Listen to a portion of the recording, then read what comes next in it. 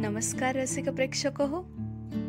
आज आपण ऐकणार आहोत बासी मर्ढेकर यांची एक अतिशय सुंदर कविता, जिचं नाव आहे कितीतरी दिवसात.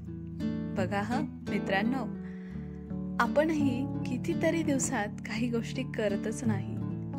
समजा आपलं बालपण किंवा आपल्या मामाचं गाव जर एखाद्या ग्रामीण भागामध्ये असेल, छोट्याशा खेडेगावात असेल, तर आपण किती धमाल केलेली असते.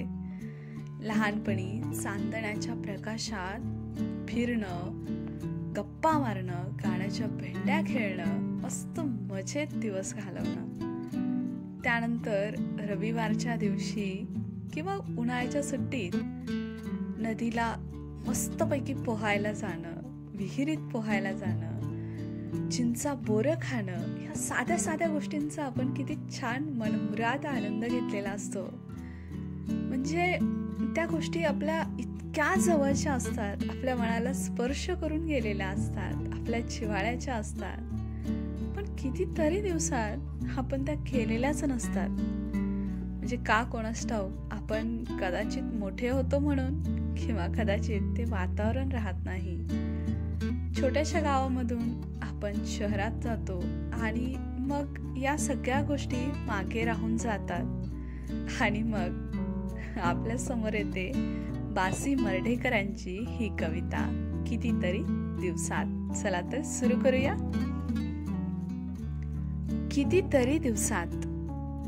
कितीतरी दिवसांत नाही चांदण्यात गेलो, कितीतरी दिवसात नाही चांदण्यात गेलो, कितीतरी दिवसात नाही नदीत डुंबलो.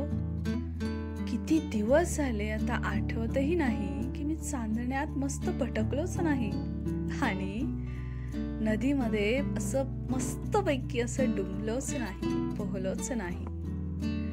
कितीतरी दिवसात नाही चांदण्यात गेलो, कितीतरी दिवसात नाही नदीत डुंबलो.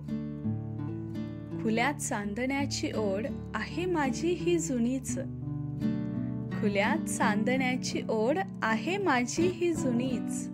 म्हणजे आजच वाटते असं नाही, मला या गोष्टीची आवड पूर्वीपासूनच आहे.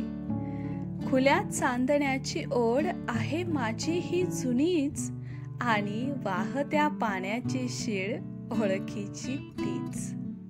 म्हणजे वाहतं पाणी सुद्धा मला तशी शीळ घालतंय, तसंच बोलावतंय. खुल्या चांदण्याची ओढ आहे माझी ही जुनीच आणि वाहत्या पाण्याची शीळ ओळखीची तीच. केव्हा तरी चांदण्यात पुन्हा जाऊन निर्भय, केव्हा तरी चांदण्यात पुन्हा जाऊन निर्भय, गावाकडच्या नदीत होऊन मी जलमय. म्हणजे बघा, कधीतरी पुन्हा मी सुद्धा चांदण्यात अगदी बिनधास्त निर्भय होऊन फिरणार आहे आणि गावाकडच्या नदीत अगदी जलमय होऊन जाणार आहे, मस्तपैकी पोहणार आहे. केव्हा तरी चांदण्यात पुन्हा जाऊन निर्भय, गावाकडच्या नदीत होऊन मी जलमय. आज अंतरात भीती, खुल्या चांदण्याची थोडी. आज मात्र अंतरात, मनात कुठतरी ह्या खुल्या चांदण्याची थोडी भीती वाटतीये आणि नदीचा प्रवाह अंगावर काटा काढी. आणि नदीचा प्रवाह पाहिला तर अंगावर काटाच येतोय.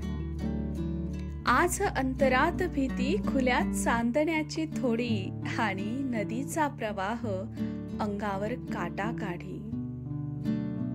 बरा म्हणून हा इथे दिवा पारवा पाऱ्याचा, बरा म्हणून हा इथे दिवा पारवा पाऱ्याचा, बरी तोतया नळाची शिरीधार मुखी रुचा.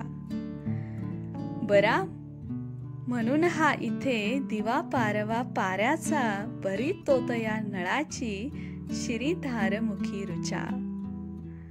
मित्रांनो, कितीतरी दिवसात ही कविता वाचताना खूप मजा आली.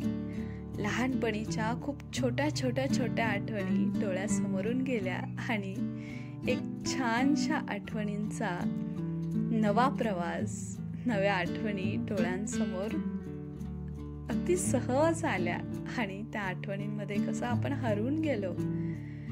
अशाच छान छान कवितांसोबत आपण पुन्हा भेटूया.